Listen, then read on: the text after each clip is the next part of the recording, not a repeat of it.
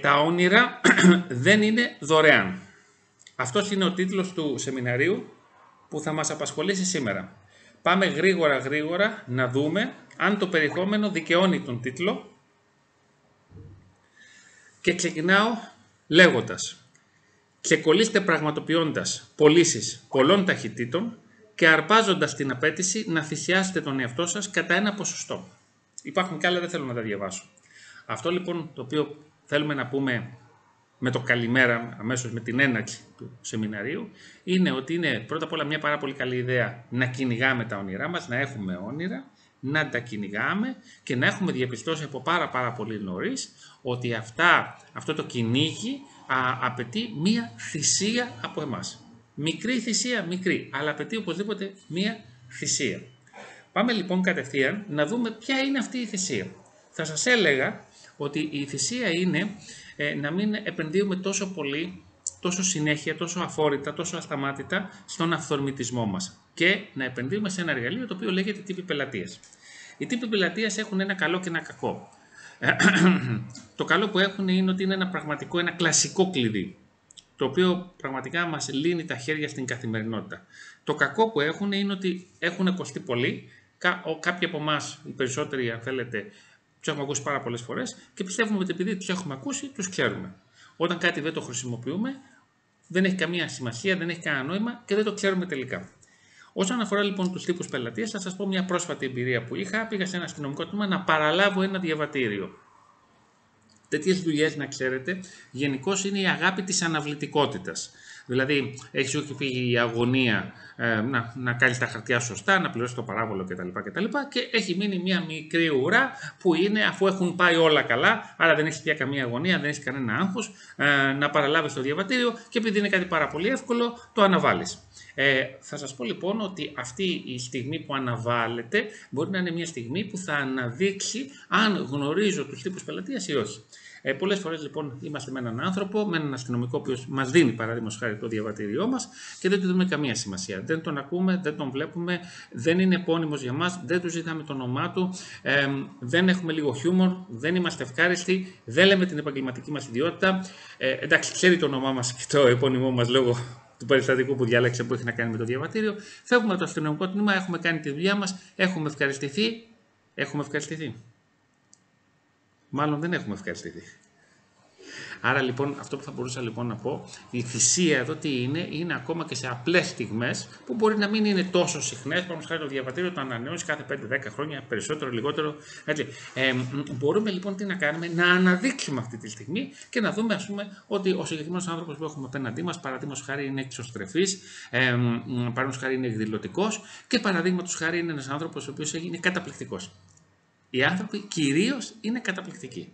Είναι καταπληκτικοί αν θέλουμε να τους δούμε έτσι και αν τους ξεκλειδώσουμε λιγάκι, παραδείγματος χάρη στο περιστατικό που είπαμε, να μην το δούμε σαν μία δουλειά ακόμα που έχουμε, αλλά να το δούμε σαν μία εμπειρία που έχουμε την ευκαιρία να συναναστραφούμε με έναν άνθρωπο που έχει μία διαφορετική πραγματικότητα από εμάς. Τώρα, οι τύποι λοιπόν πελατείας, οι τύποι επικοινωνιακοί είναι ο χολερικός, αυτός ο απότομος, αν θέλετε, ο επίσημος, ο κυριαρχικός τύπος, ο οποίος μερικές φορές είναι και τόσο απότομος μας τρομάζει λιγάκι. Είναι ο κοινωνικός, ο αιματώδης, χρησιμοποιώ διάφορες λέξεις, ο ανεπίσημος, αν θέλετε, αυτός που του αρέσουν τα πάρτι κτλ. Που μερικές φορές πάλι εδώ πέρα υπάρχουν παρεξηγήσεις, γιατί παραδείγματος χάρη εύκολα μια συμπεριφορά που έχει μπορεί να είναι παραπάνω εγκάρδια από ίσως το χρονικό διάστημα που τον ξέρουμε που μπορεί να είναι μόνο μερικά λεπτά. Μετά έχουμε τον τύπο τον αναλυτικό, πάμε στον άξονα δηλαδή της εσωστρέφειας, που είναι ο τελειομανής, αυτός ο οποίος τα παίρνει όλα πολύ σοβαρά, διαβάζει τις οδηγίες με μεγάλη προσοχή, βρίσκει λάθη και πολλές φορές τον θεωρούμε πληκτικό, ενώ η αλήθεια είναι ότι μπορούμε να μάθουμε πάρα πολλά πράγματα από αυτόν τον άνθρωπο, π.χ. για το αυτοκίνητό μας, π.χ. όσον αφορά τους ηλεκτρονικούς υπολογιστές, τα προγράμματα, και ο στοργικός, ο κοινωνικός, ένας άνθρωπος ο οποίος έχει ένα ρυθμό που πολλές φορές μας φαίνεται αργός. Θα σας έλεγα λοιπόν, όπως έχουμε πει πάρα πολλές φορές στα σεμινάρια μας, ότι αν θέλουμε κάποια άμεση επιτυχία, ας πούμε ότι είμαστε στο business, τότε κάνοντας μια σωστή διάγνωση ή τέλος πάντων μια κατά το εφικτό σωστή διάγνωση, μπορούμε να έχουμε άμεσες επιτυχίες, άμεσες συναλλαγές, άμεσες πωλήσεις με τους δύο πρώτους τύπους που είπα, τους εξωστρεφείς, και με τους άλλους δύο τύπους, τους εσωστρεφείς, να κρατήσουμε μια πάρα πολύ ωραία επικοινωνία και να έχουμε πιθανόν μια επιτυχία σε συναλλαγή, εφόσον φυσικά είναι αυτό κάτι που μας ενδιαφέρει αργότερα. Όλο αυτό προϋποθέτει ένα δεύτερο εργαλείο που είναι η διαδικασία της πώλησης. Σήμερα το σεμινάριο δεν έχει να κάνει με τη διαδικασία της πώλησης, θα την αναφέρω μόνο σαν λέξεις. Προετοιμασία, προσέγγιση, συνέντευξη, παρουσίαση, αντιρρήσεις, κλείσιμο, εξυπηρέτηση. Γιατί θέλω την διαδικασία της πώλησης? Γιατί μπορεί το επάγγελμά μου να μην είναι πολιτής. Μπορούμε να είμαι ένας απλός άνθρωπος, ένας απλός επαγγελματίας, όμως και οι απλοί επαγγελματίες, αν θέλετε, θέλουν μια εξαιρετική καθημερινότητα, μια ωραία καθημερινότητα, να περνάνε μια ωραία ζωή και θέλουν και να πετυχαίνουν σε πράγματα που πραγματικά τους ενδιαφέρουν. Θα έλεγα λοιπόν ότι σε κάθε περίπτωση τα δύο εργαλεία που έχω αναφέρει, δηλαδή το εργαλείο των τύπων πελατών και το εργαλείο, αν θέλετε, της διαδικασίας της πώλησης, τα λέμε πάρα πολλά χρόνια στα σεμινάρια. Τώρα λοιπόν, ποιο είναι το επίκαιρο στις μέρες μας? Το επίκαιρο είναι ότι οι περισσότεροι άνθρωποι, μετά από τις διάφορες κρίσεις, αν θέλετε, και κάποιες και πρωτόγνωρες όπως ήταν η υγειονομική, έχουν γίνει πάρα πολύ παθητικοί και το διαφημίζουν κιόλας. Καλά, μπορεί να μην το διαφημίζουν, αλλά έχουν γίνει παθητικοί. Άρα λοιπόν, είχαμε κάποια προβλήματα με τα εργαλεία. Τώρα έχουμε ακόμα περισσότερα προβλήματα, γιατί δεν θέλουμε να τα πιάσουμε στα χέρια μας, τα εργαλεία, δεν θέλουμε να λερωθούμε, δεν θέλουμε να στραπατσαριστούμε, και η αλήθεια είναι ότι όλα αυτά συμβαίνουν όταν είμαστε ενεργητικοί. Παραδείγματος χάρη, τι σημαίνει ενεργητική? Μην πάει το νου σας σε περίεργα πράγματα, να πεις, ας πούμε, στον άλλον άνθρωπο πώς σας λένε. Θυμηθείτε το περιστατικό που σας είπα στο αστυνομικό τμήμα. Μπορεί να ρωτήσουμε πώς σας λένε. Μπορεί να πεις, ας πούμε, πόσο καιρό είστε στην συγκεκριμένη υπηρεσία. Πότε τελειώσατε από τη σχολή, π.χ. αν είναι ένα νεαρό άτομο. Έτσι, αυτό προϋποθέτει λοιπόν μια ενεργητικότητα, και όλη αυτή η ενεργητικότητα μας σοκάρει, μας πειράζει, μας ενοχλεί και κυρίως δεν μας περνά από το μυαλό. Όταν όμως δεν κάνουμε αυτή την πρωτογενή εργασία, δηλαδή δεν έχουμε αυτή την ενεργητικότητα, βασικά δεν έχουμε και τίποτα μετά. Η πρωτογενής εργασία, για να καταλάβετε, είναι ότι είναι το διάβασμα σε ένα μαθητή ή σε ένα φοιτητή. Δηλαδή, εάν δεν ξεκινήσουμε από το να είμαστε ενεργητικοί, δεν υπάρχει κουβέντα μετά. Άρα, αυτό το οποίο πάρα πολύ μας ενδιαφέρει είναι να αντιμετωπίσουμε λοιπόν αυτή την αυξημένη παθητικότητα της εποχής και να την αντιμετωπίσουμε εμείς. Δηλαδή, τι σημαίνει αυτό πρακτικά? Εμείς να μην είμαστε παθητικοί. Μα θα μου πείτε, είναι όλοι οι άλλοι. Αφήστε να είναι ό,τι θέλουν οι άλλοι. Υπάρχει μια, αν θέλετε, εδώ κάποιες σημειώσεις που έχουμε, που λέει νόμισμα. Είναι ένας πλανήτης αυτός, όπου λες, ας πούμε, αν ρωτήσω το όνομα του άλλου, μπορεί, νομίζω, ότι θα με παρεξηγήσει. Γιατί να το ρωτήσω το όνομα? Ακόμα χειρότερα, γιατί να πάρω, φανταστείτε ότι κάτι έχει τρέξει, τέλος πάντων, και λες, θα μου δώσετε το τηλέφωνό σας ή ένα προφίλ σας, κάποια στοιχεία επικοινωνίας, πώς μπορεί να επικοινωνήσει, να σας στείλω κάτι. Έχουμε πολύ ωραίες εφαρμογές πια, μπορούμε να στείλουμε φωτογραφίες, δεν είναι όπως παλιά τα πράγματα. Και λέμε, ναι, αλλά μπορεί, νομίζω, θα με παρεξηγήσει, δεν προβλέπεται αυτό, τι θα πει ο άλλος άνθρωπος κτλ. Με αποτέλεσμα, αφού νομίζουμε πράγματα, δεν κάνουμε τίποτα από όλα αυτά, άρα είμαστε παθητικοί, άρα δεν είμαστε ενεργητικοί, και στο τέλος όμως δεν είμαστε και χαρούμενοι. Σε κάποιες δε των περιπτώσεων, όχι λίγες, είμαστε και άφραγγοι. Δεν εννοώ μόνο στο στεγνό οικονομικό επίπεδο, γιατί κάποιος μπορεί να μην έχει, αν θέλετε, τέτοιου είδους προβλήματα. Αλλά είμαστε κυρίως άνευ ενέργειας. Θυμηθείτε χώρους που έχετε βρεθεί τώρα τελευταία.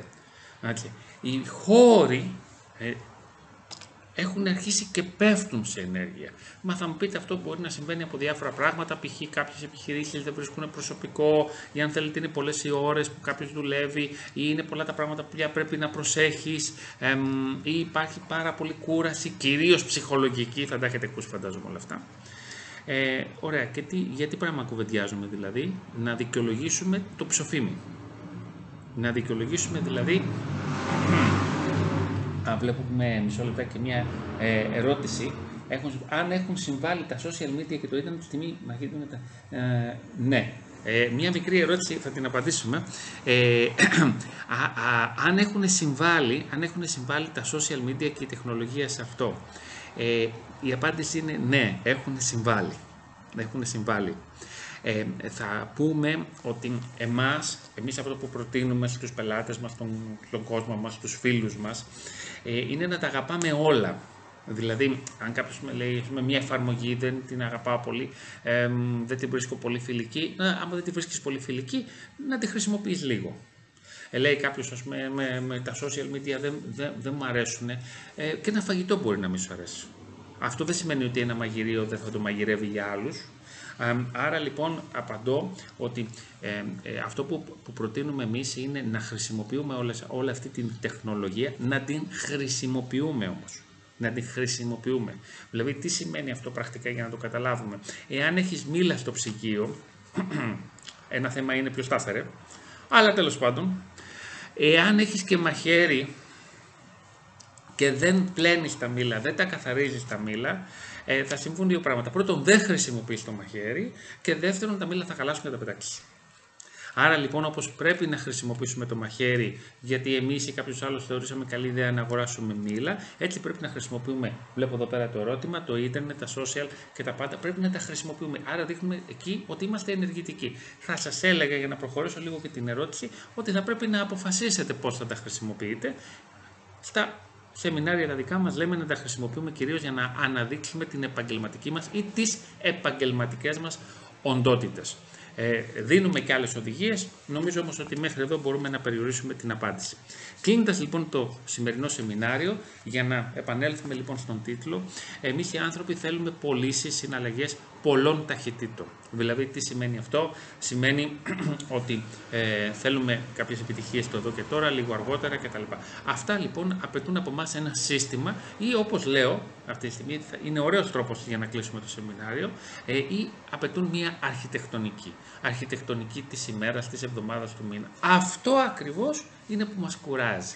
Αυτό ακριβώς είναι που μας κουράζει. Δηλαδή δεν θέλουμε να είμαστε αρχιτέκτονες της ζωής μας, και ξέχασα να σας πω ότι αν δεν είστε αρχιτέκτονες της ζωής σας, τα όνειρα δεν μπορούν να ακουμπήσουν κάπου, γιατί τα όνειρα ακουμπούν στην αρχιτεκτονική. Έτσι είναι, αυτή είναι η θυσία. Η θυσία είναι ότι δεν είμαι ασταμάτητα και τελικά αφόρητα αυθόρμητος, αλλά είμαι ένας αρχιτέκτονας της ζωής μου, και αυτή τη θυσία την αναλαμβάνω για να κυνηγήσω τα όνειρά μου. Άρα τα όνειρά μου δεν είναι δωρεάν τελικά.